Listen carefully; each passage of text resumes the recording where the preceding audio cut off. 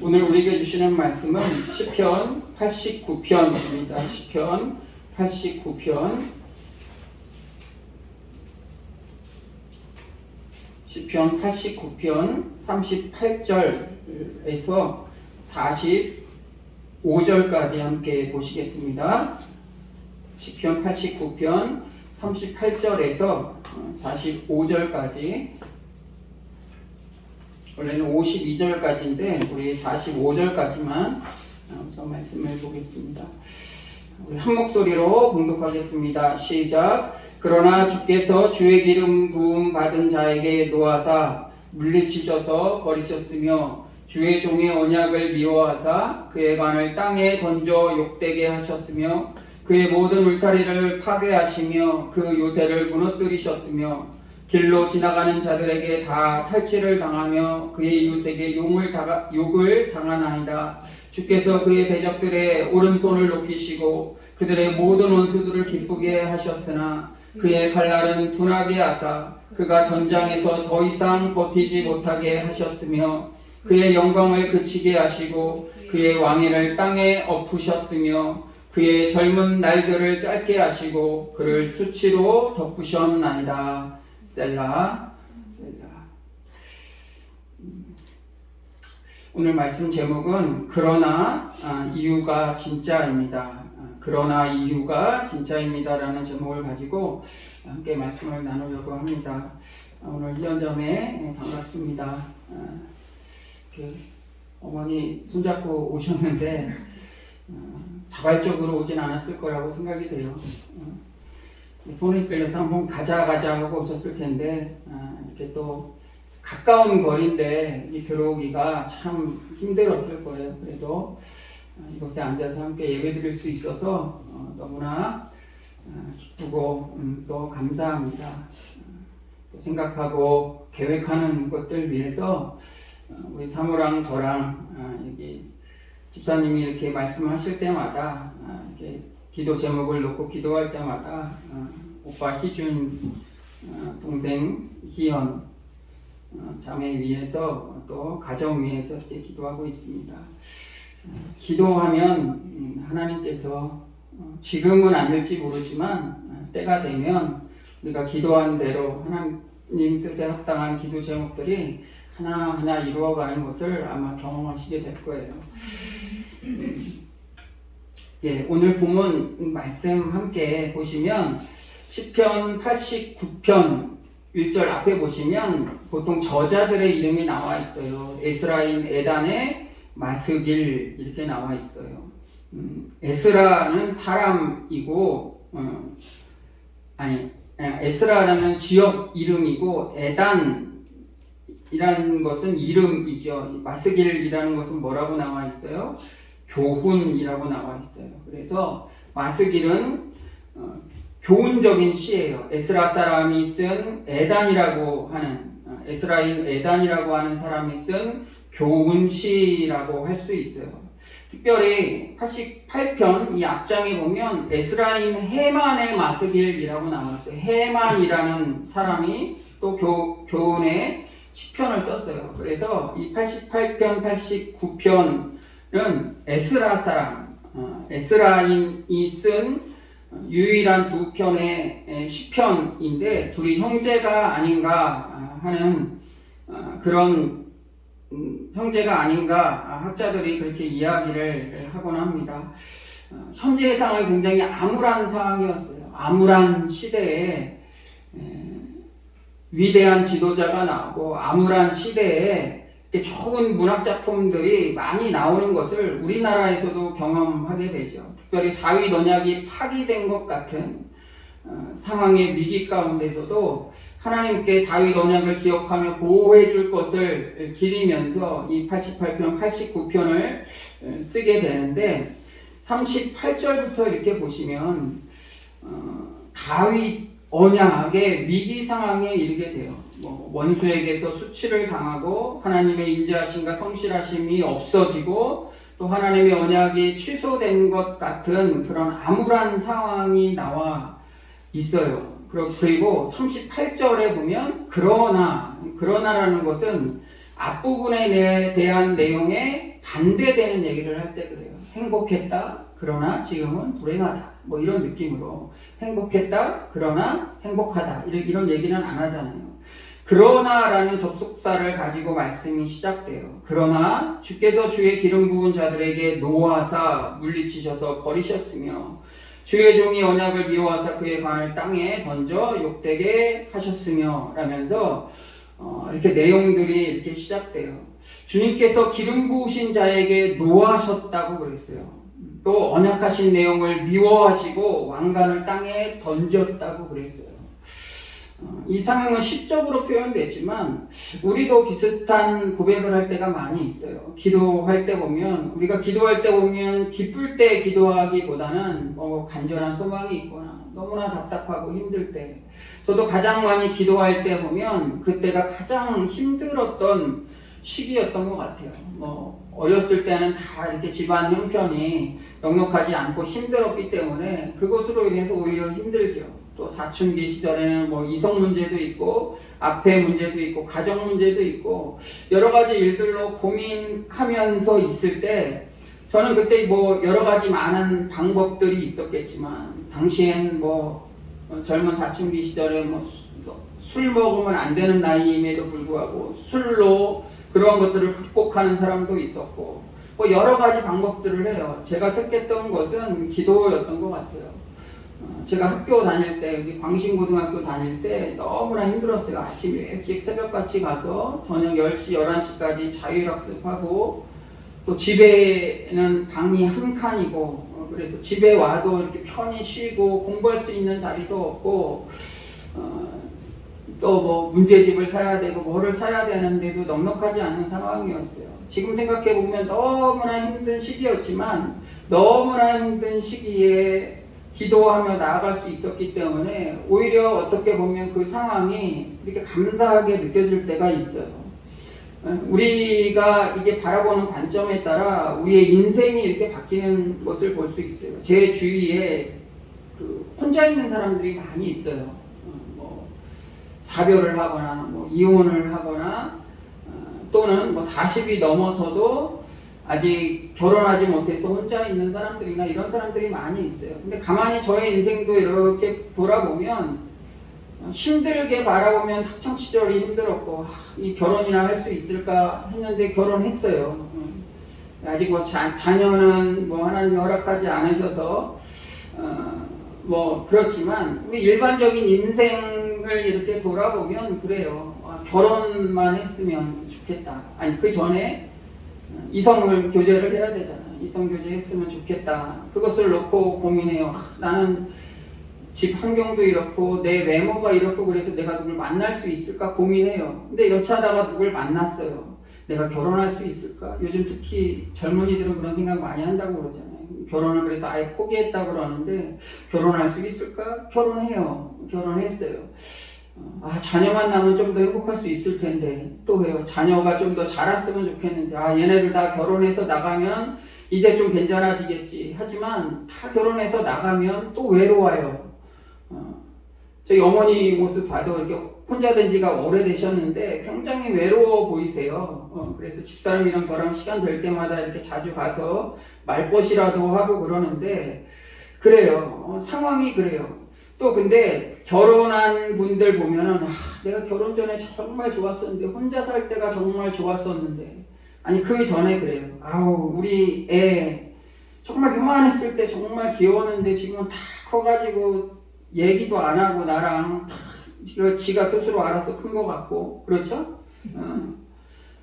어릴 때 진짜 귀엽고 그때가 참 좋았는데 그래요. 또 그때는 언제예요? 어떤 마음이 들어요? 아이들이 어릴 때는 얘네들이 빨리 크던지 아니면 애 없었을 때가 시간이 훨씬 나고 결혼 전에가 시간이 훨씬 많았는데 괜히 결혼해가지고 이게 무슨 고생이야. 이렇게 돌아가면 반대로 가건 앞으로 가건 고생하고 힘들고 고난의 관점으로 보면 앞으로 가도 힘들고 뒤로 가도 힘들어요. 차라리 이 전이 낫었는데 전에가 낫었는데 그래요. 근데 하루하루 바라보면 그래요. 근데 전체적으로 한번 바라보면은 감사라는 말로 저는 표현할 수 있을 것 같아요. 오늘도 한번 고백해 보세요. 아침에 저도 뭐 이제 직장 생활 했을 때 보면 아침에 출근하기가 너무 싫잖아요. 아침에 일어나서 출근하기가 너무 싫어요.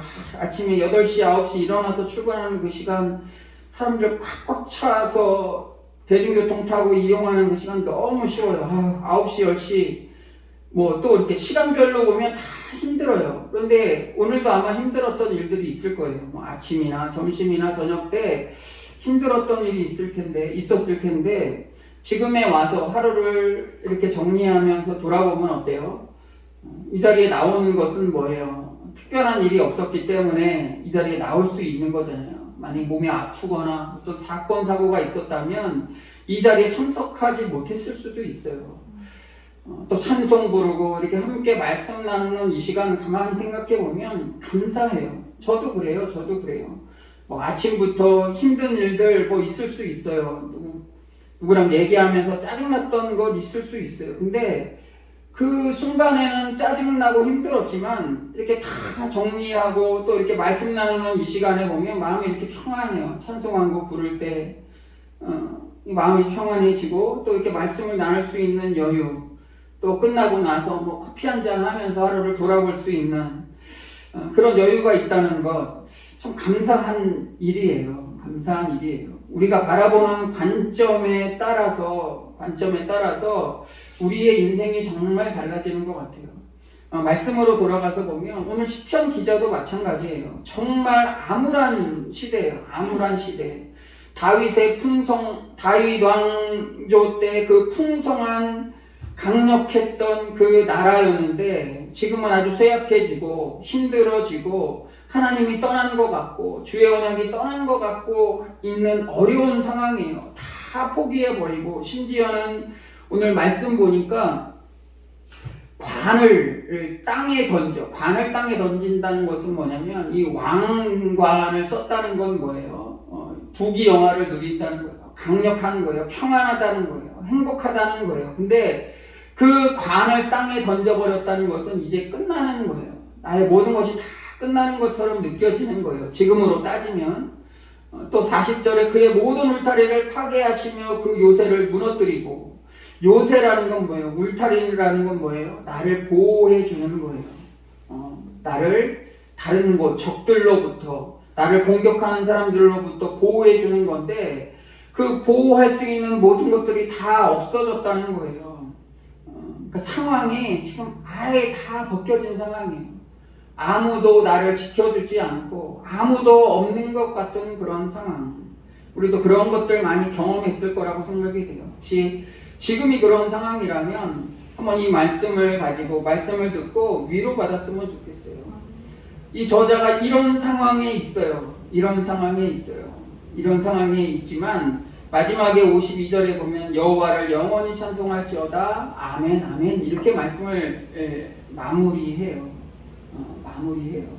우리는 조금 전에 말씀드렸던 것처럼 인생을 하루하루 이 시기별로 나누어 보면 힘든 것 투성이었을 거예요.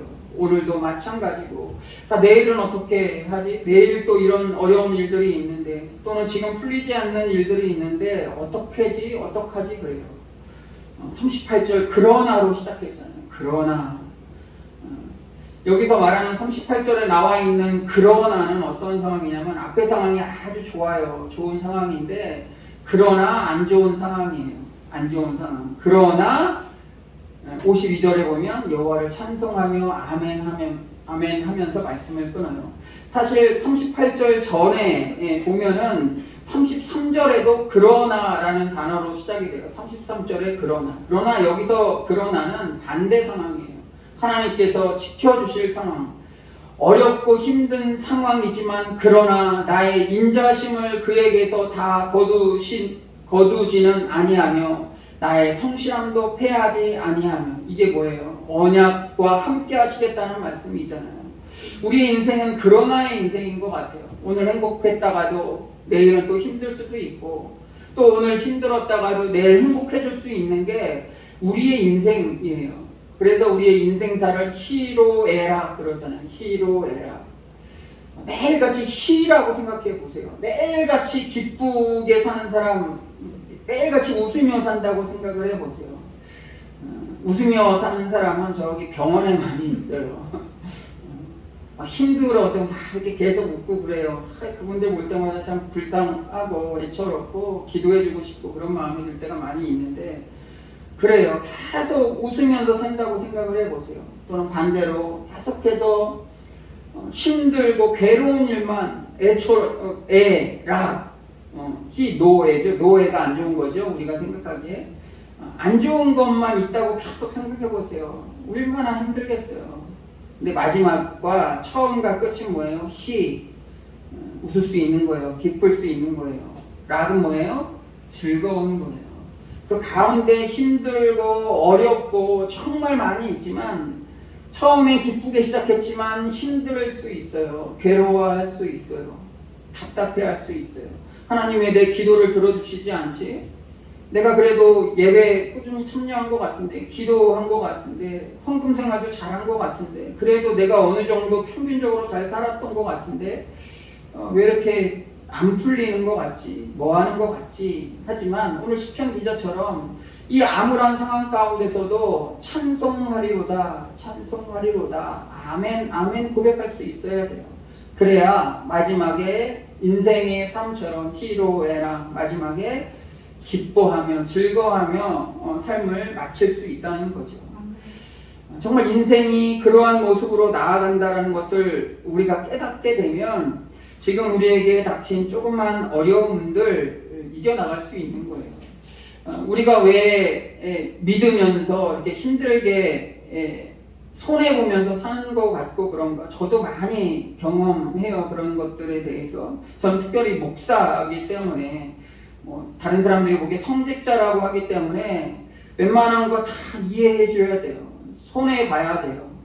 손해본 상황이 있으면 1순위로 손해봐야 하는 거에 제가 나가야 돼요. 희생하는 것에 제가 나아가야 돼요. 그런 상황이 많이 있어요. 어떨 때 보면 이러한 상황이 힘들어서 좀 내려놓고 싶고 그럴 때가 많이 있지만, 가만히 생각해 보면 이런 것들을 통해서 오히려 이런 것이 나를 보호해 주는 거예요. 우리 감리교는 목사님들이 여기 스토리라고 해서 여기에 옷과 여기 네모난 거 하얀 걸 하고 다녀요. 천주교 신부님이랑은 좀 이게 다른 건데, 이 컬러가 다른 건데 다 똑같이 생각을 하더라고요. 이거 굳이 입고 다니시는 동료 목사님들이 계세요.